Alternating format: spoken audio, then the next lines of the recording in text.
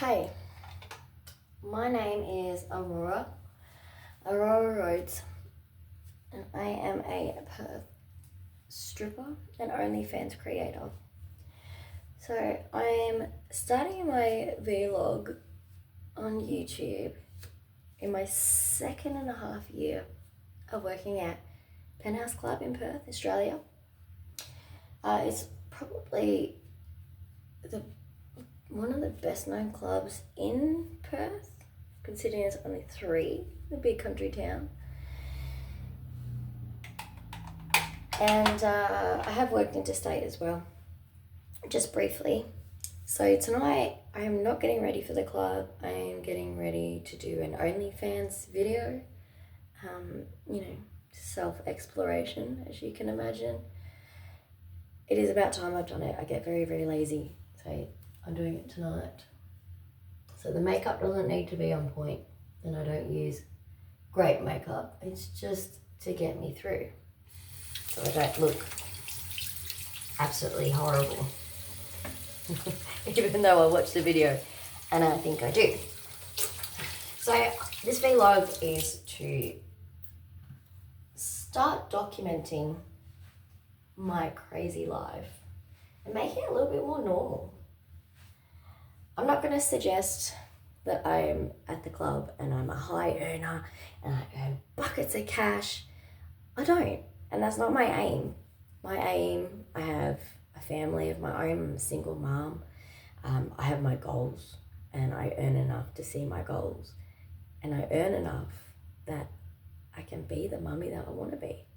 So I love being home during the day, and that's the biggest appeal of being a stripper. And I didn't even know it was a thing, that I could be a single mum and have the days off and do whatever the hell I want, hopefully get some sleep when the kids let me sleep.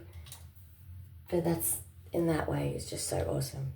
And the club is so flexible for mums like me, and the kids come first. And as an employer, that's all you want. So Penthouse Club, I cannot say anything negative about. I absolutely adore working there. Stripping is the best job I've ever had, but also the hardest job I've ever had. I've been a beautician. I have worked in finance, like cash office finance and payroll, and this is hard, because I think the hardest part is selling yourself. And why should this dude have to spend X amount of money on you rather than other girls? Or what makes us different than the other girls out in the world?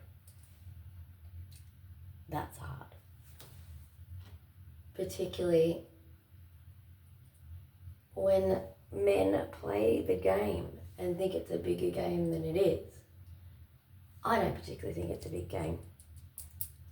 As long as people know that in the club it's a fantasy. I don't exist outside the club walls and behind a camera like this. I just put the face on just to go to work. And that's hard for people to understand. You don't walk around with stripper on your forehead. Come on. Telling people you're a stripper, I mean, that there is stigma about it. Yeah, absolutely. But I think it's how you do it. I am not taking drugs. I'm not drinking excessively. Heck, I even come home at a pretty decent hour compared to some who will just keep on working. I'm always there when I say I'm going to be there. And I think over time, people have seen that I haven't changed. I have this occupation, but it doesn't make me any different. If anything, I've become more outspoken, more judgmental, and more protective of myself, and definitely more confident in myself. So I don't really see any negatives. Maybe I think see the world a little bit more different, and how horrible people can be, and how fortunate we are. But other than that, I don't think I've really changed as a person. I love my career, and there is a stigma of, like, you can't do this forever. No, heck, don't want to do it forever. Bloody hard work. 7-inch heels, walking around, sitting on guys' laps, pretending to like them. That's the hardest part. Pretending to like someone. Like, fuck. There's so many dickheads. The world's full of dickheads. And I have no filter at the best of times. So if I think that you're a dickhead, I'm going to try really hard to keep it within me and not let my judgment and the negative thoughts come out of my head.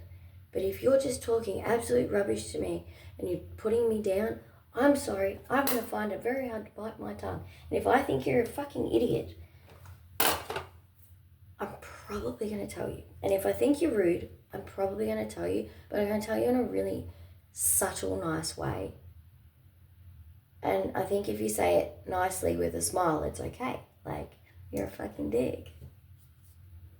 I actually don't like you. I don't want to spend any time with you. Sorry. No.